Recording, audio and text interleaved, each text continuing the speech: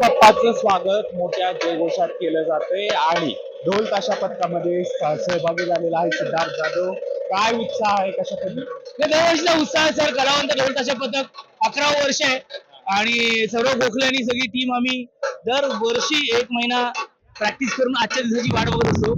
आज आगमन होतंय बाप्पाचं आणि सगळे कलाकार, तंत्रज्ञ, सगळे इंडस्ट्रीतली लोक ही येऊन बाप्पाच्या आगमनासाठी आणि त्यांचं आगमन उत्साहात साजरा करण्यासाठी या कलावंत ढोल ताशा पथकाने एक वेगळी मानवंदना देतात. त्यामुळे मजा येते. हा उत्साह, एनर्जी कमाल आहे. किती वर्ष झालं ढोल वाजवतो? मी कलावंत ढोल ताशा पथकाचे 11 वर्ष आहे. मी गेली 3 वर्ष वाजवतोय, बाकायदा 1 महिना प्रॅक्टिस करून, आणि हे माझं 3रं वर्ष आहे. आणि मजा येते. पण दरवर्षी मुंबईवरून येणं, प्रॅक्टिस करणं, परत मुंबईला जाणं, आणि सगळं शूटिंग सांभाळणं, या सगळ्या गोष्टी मस्त येतात. पण आज उत्साह वेगळा आहे आणि एनर्जी दरवर्षी असते.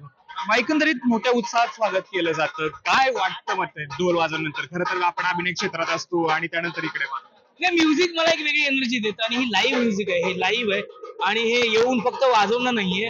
याच्यात एक सिस्टम आहे, एक शिस्त आहे.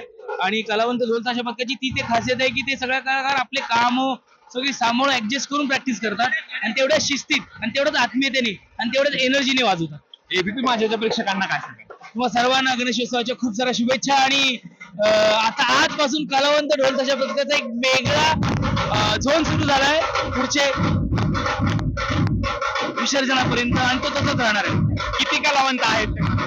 जवळजवळ आम्ही 250-300 लोक एकत्र एका ठिकाणी. धन्यवाद. तर या ठिकाणी आपण बघत होतो सिद्धार्थ जाधव आहे, ते मागे झालेला आहे. त्यांना उत्साह जे आहे तिकडे राहायचं आगमन करताना पाहायला मिळेल. कॅमेरा पर्सन राजेश मिटकरसह जयदीप भगत, एबीपी माझा.